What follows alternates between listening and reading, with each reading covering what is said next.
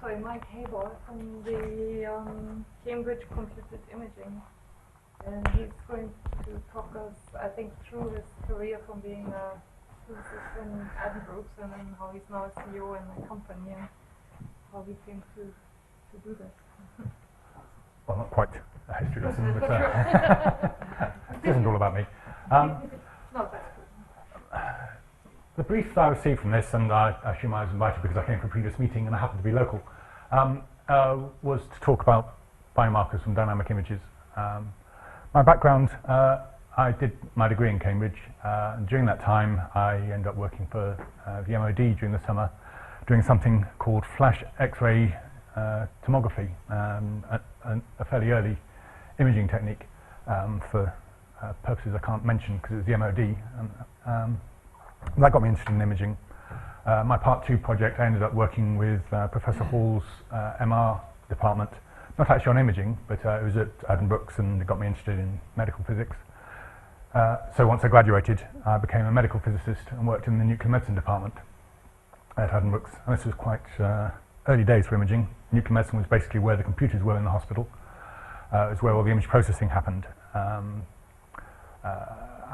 I got to know Ken Miles, now Professor Ken Miles, who's a radiologist with a lot of interest in applying nuclear medicine techniques to CT.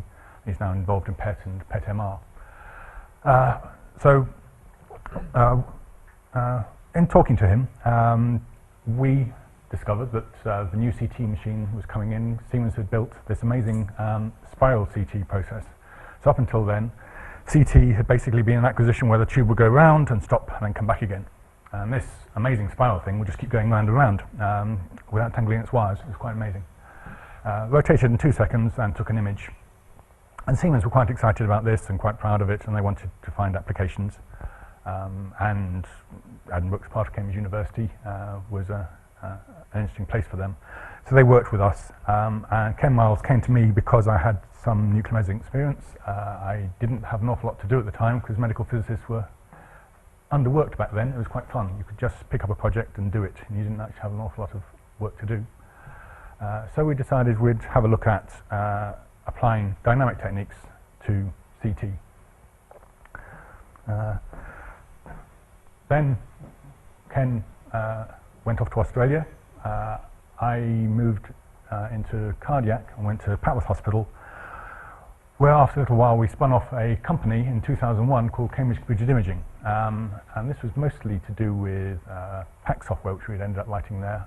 Again, medical physicists were quite heavily involved in the boring side of medical imaging, PACS, storage and so on.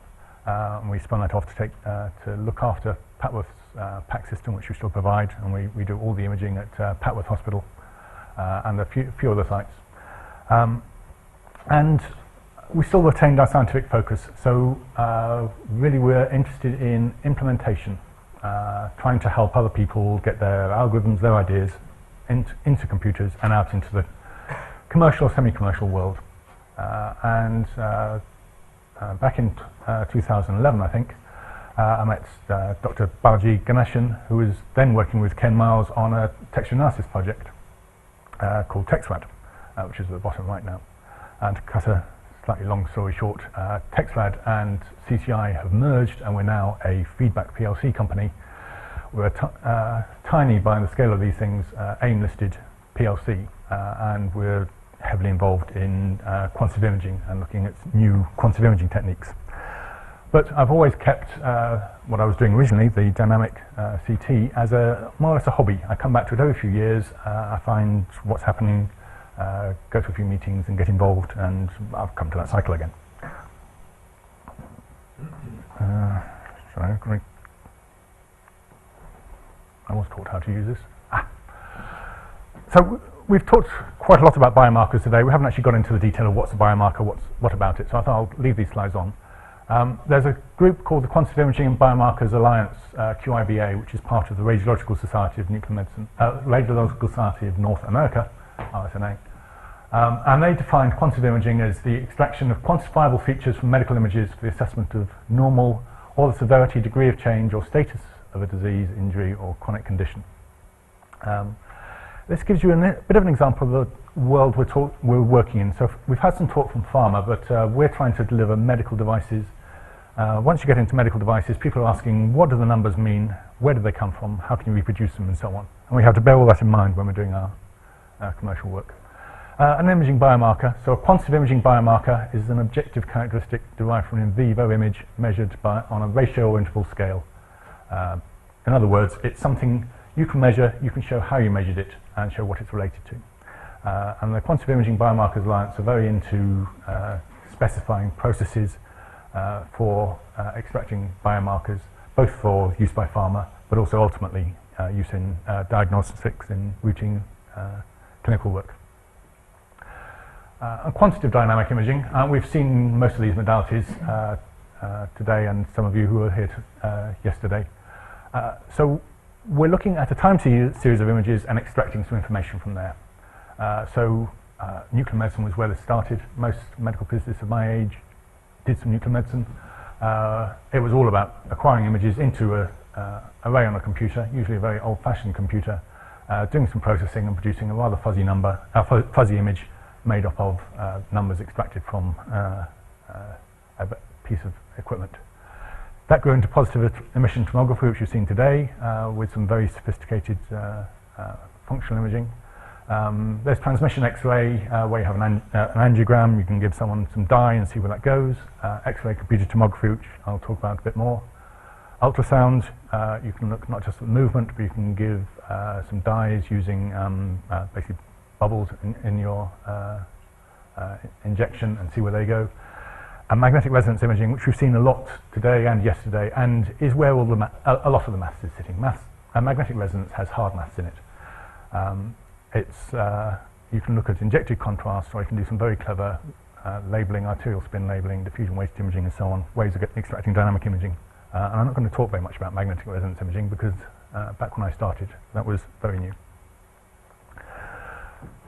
So, going back to 1991, working with Ken, we managed to produce an image from dynamic CT, and we were working with Professor Dixon, who's only fairly recently stepping away from radiology at Addenbrooke's, and he kindly supported us, helped us get a publication. We had a colour picture in the Lancet, which was the reason we had this rather corny colour perfusion imaging. Of course, it's not. There's no colour coming out of these images, but it worked and got a bit of interest. It got me trips around the world. I got to go to Japan, I got to go to Chicago. It was quite fun for me as a medical physicist. We don't expect to do that sort of thing. And we produced images of tissue perfusion. What I thought I'd do is talk a little bit about the process we went through back then. And part of the reason I wanted to do that is, preparing for this talk, when I was preparing a quite different talk, I went to the ECR, the European Congress of Radiology, last week. And one of the sessions I sat through was talking about these two papers, texture analysis of CT perfusion and improvement of perfusion characteristics. And I was quite stunned to find that actually it was exactly the same way as we did it 25 years ago. Some of the things presented were actually presented as new when we were doing them back then, but I was expecting more to have changed. There are quite a lot of advances, but in some areas they're doing exactly what we did back then. So I thought, okay, let's look at the history, look at what we did then, what's different now, and why this technique has had some longevity. And just to illustrate the timeline, at the same time as we published the Lancet paper, my son was born, he's now graduated, and was about to marry, and I'm feeling old. So we can go back a little bit further. Once we've done this process and we've produced the images, and I'll go a little bit through how we did those images, we were going to publish, and we looked through the literature. We found Leon Axel had actually published in 1980, not that long after CTs started to arrive in hospitals, and certainly well before electron beam CT, which would go fast. So there was nothing back in 1980 that could actually do dynamic CT, but he published an analysis of how to do cerebral blood flow using rapid sequence computed tomography. And as you can see, a theoretical analysis. I'm not aware that he had any data. He may have managed to do some simulations. Interestingly, he's now working in dynamic MR has left CT behind. So this is what we were talking about then, and this is a lot less news now than it was back then, but on the left we have conventional CT, and one of the very interesting things is that this is a modern CT, but back 25 years ago CT actually looked very similar. It's unlike a lot of other techniques. It started off with a calibration, and Geoffrey Hounsfield units. It's calibrated against air and water. Each pixel density means something. There is a little bit of variation, and some manufacturers have some slight differences depending on the voltage you put through to the X-ray tube. You get some differences, but essentially, a CT image is a CT image. The pixel has a meaning, and the physics is simple. If you look at a bunch of MR images, you can recognise that they're a person, but the exact meaning of each pixel needs quite a lot of study. And can vary an awful lot between manufacturers and systems and so on. So at the time we had conventional CT, which is lovely sharp imaging for the day, and we had, I've actually used a PET image here, but nuclear medicine, they were much of a muchness. We would have a rather fuzzy looking image which showed function, but very little of the information. And what we wanted to do was try to combine those. So this is one of our early images of the brain, by taking information from the CT and making a dynamic image with a similar resolution to the CT, but showed the same information as the nuclear medicine back at the time. So I'll go through the theory as we did then. Perfusion imaging is about looking at what happens within the images after you've given a fast injection, in the case of CT, of iodinated contrast. So in this schematic of the body, we're injecting into one of the veins. One of the important things is that injection has to be quite fast. If you're giving iodinated contrast, it's a bit viscous. So one of the very, very early selection criteria, because we didn't have mechanical injectors, was a radiologist with a very fast thumb, a very strong thumb, who can actually push it down. Back then we could actually experiment on each other, and a fast injection feels quite strange when you've got contrast coming through you. We're then reading a slice, and we want to be able to capture an artery and a tissue of interest for reasons I'll explain in a moment.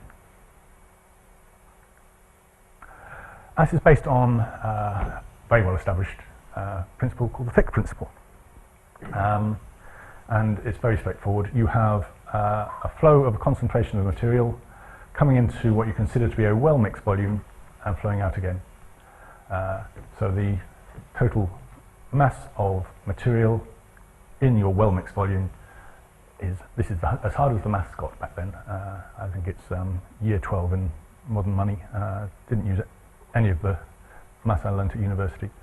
So flow times the integral over time of the concentration in the artery minus concentration in the vein, so in and out, very straightforward.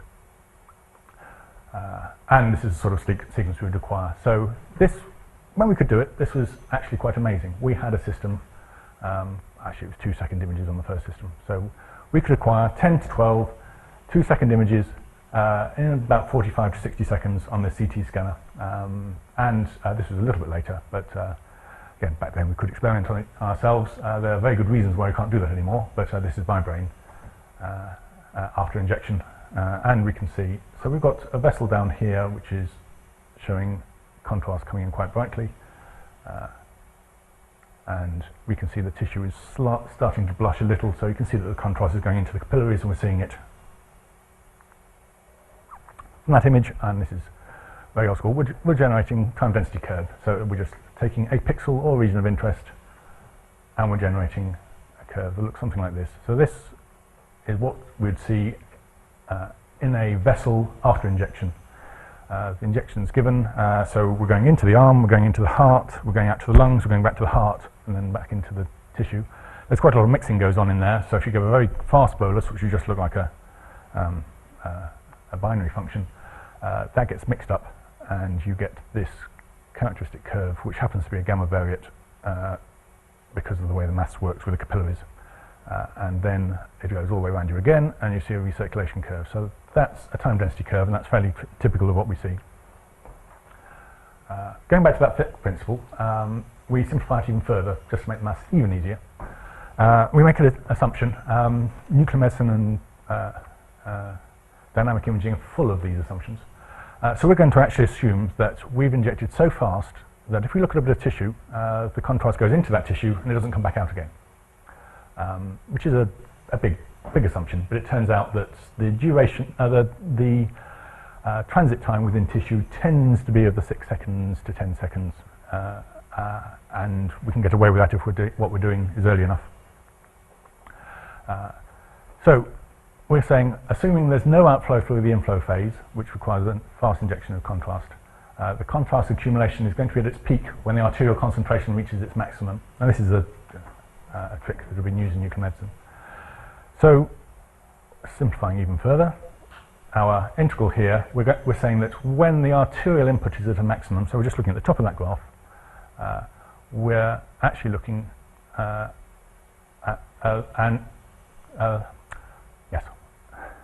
the rate of change of contrast in our tissue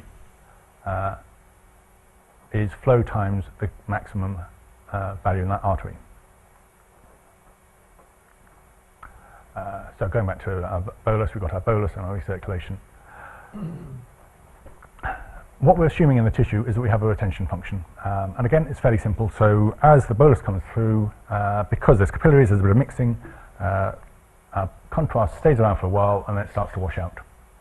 So a convolution of the input we just saw with that retention function gives us a tissue function. We're expecting the tissue time density curve to look a bit like this.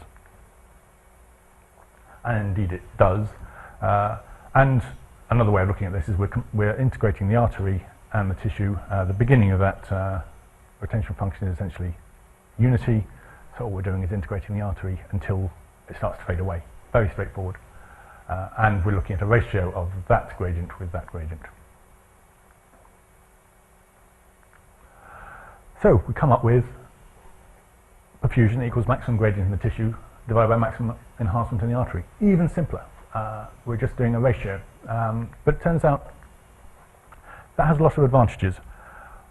We don't have to worry about our time delays, and anyone who's done time density curve analysis in MR, it's done a lot more complicated ways.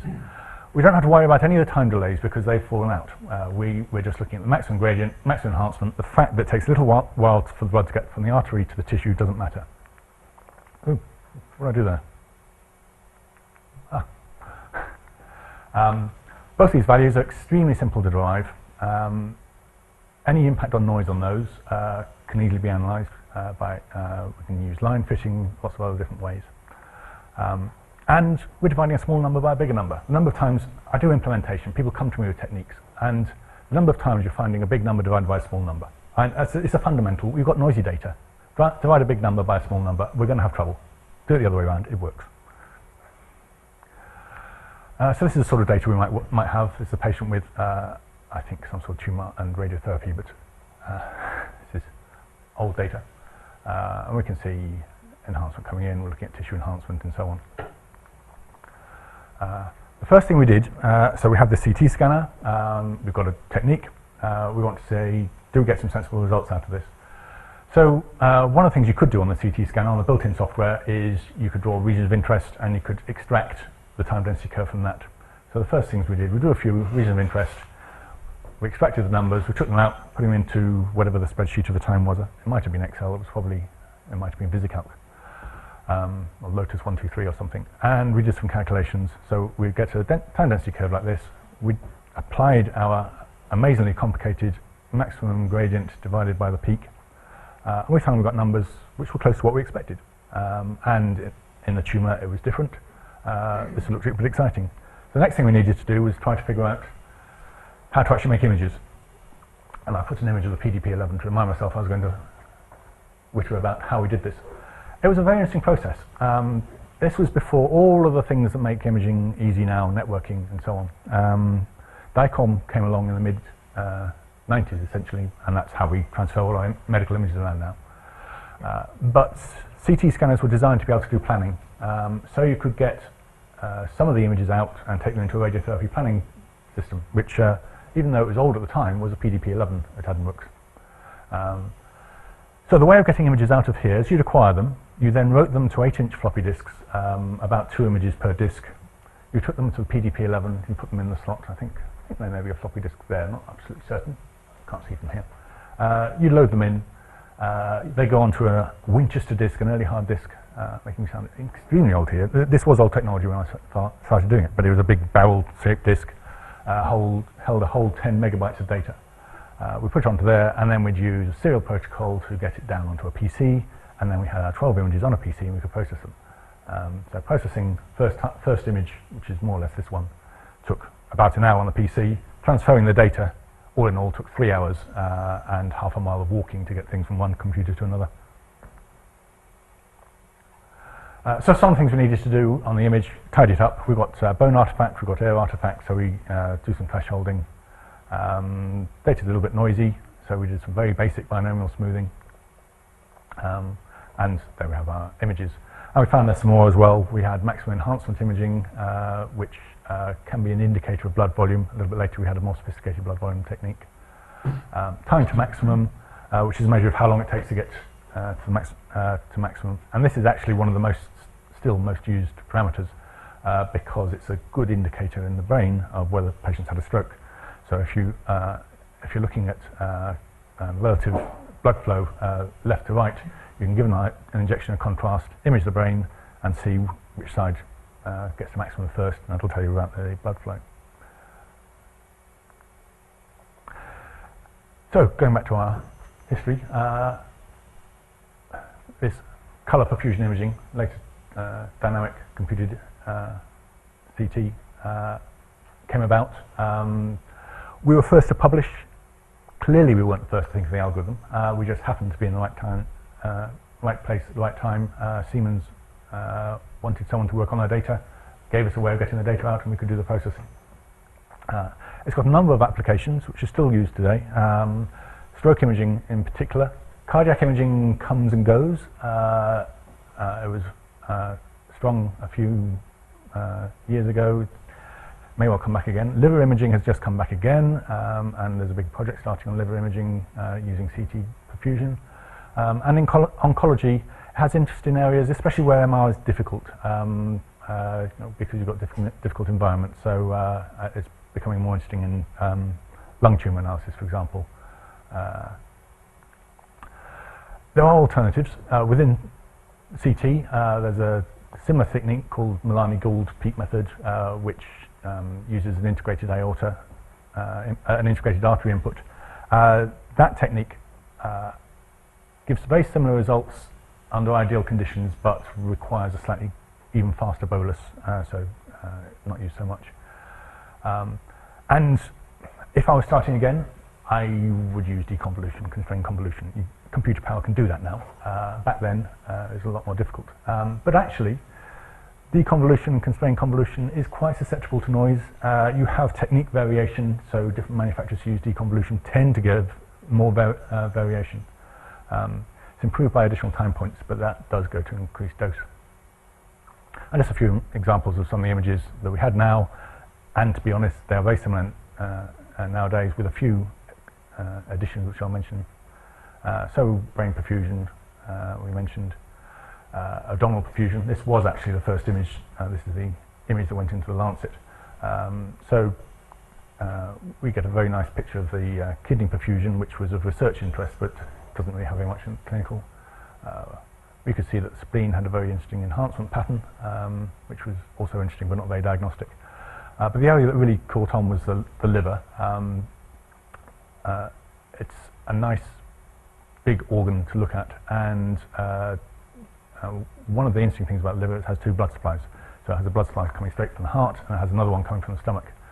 And being able to look at the comparison of those is quite a useful thing. So taking a slice through the liver and actually looking at the time density curve, you can do two gradients, one before and one after the bolus has gone through the stomach, and you can compare those and give very interesting information about the relative perfusion from the two blood supplies.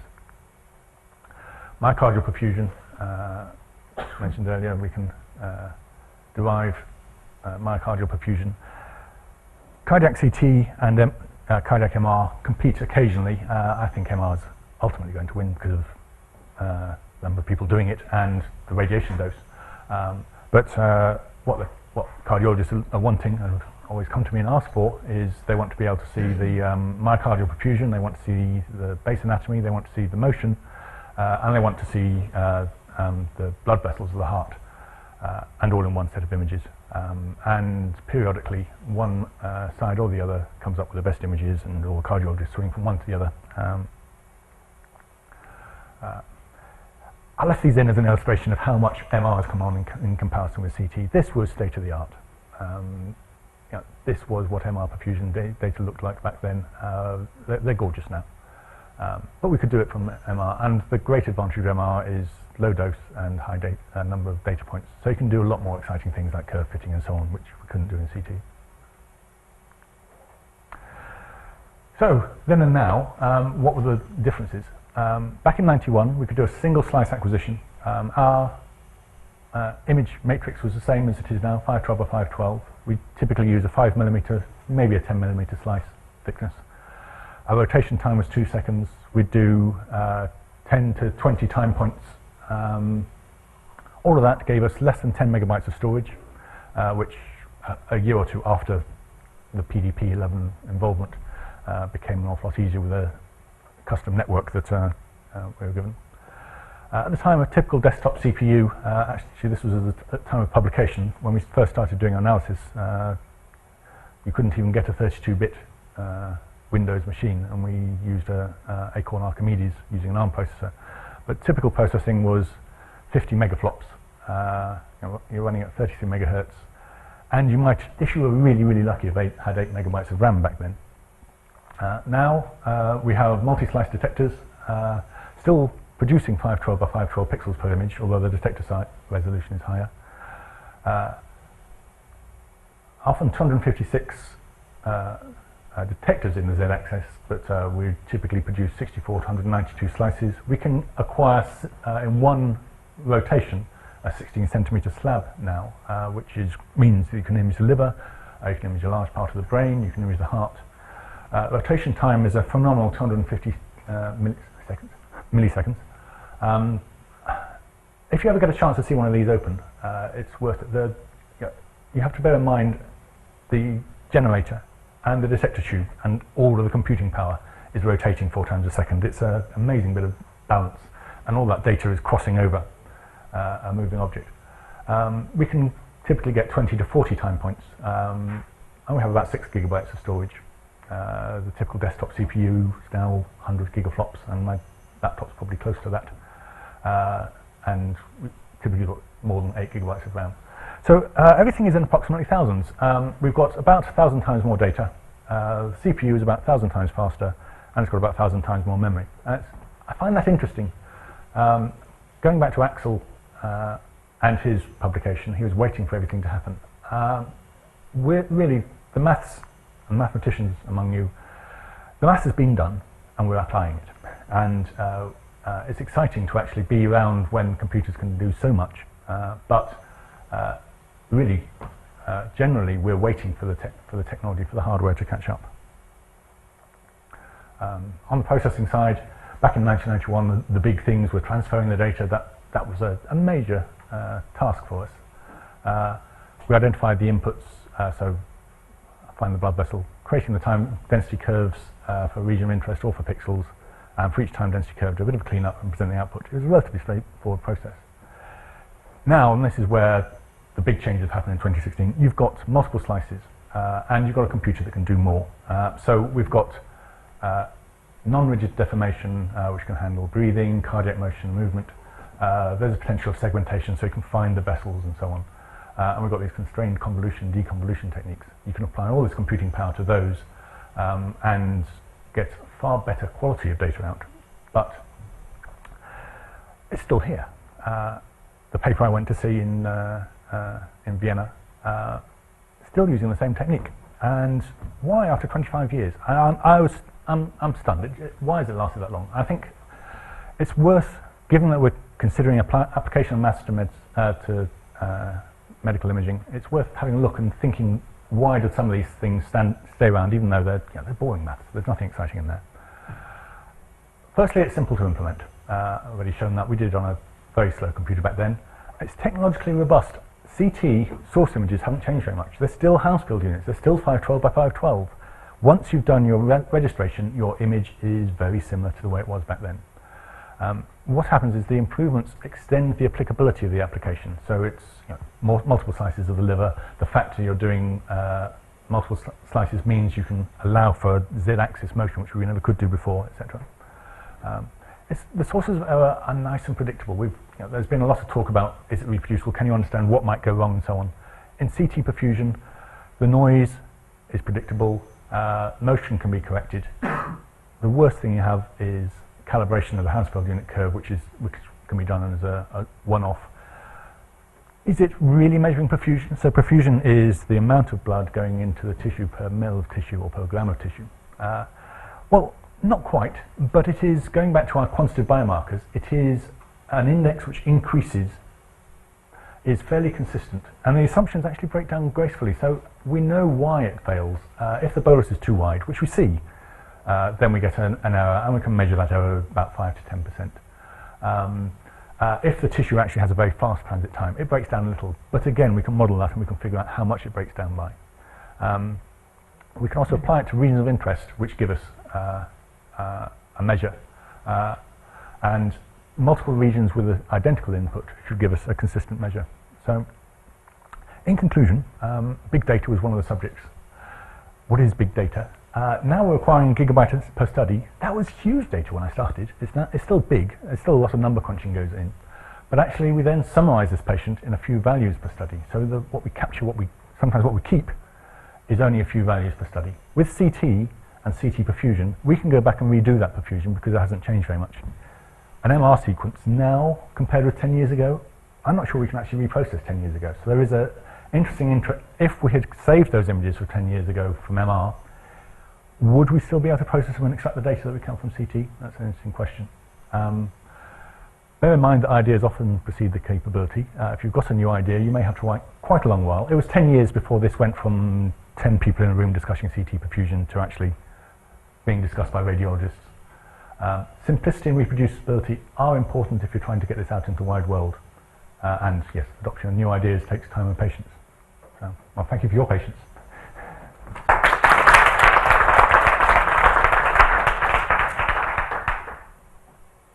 Would you like to ask questions, comments?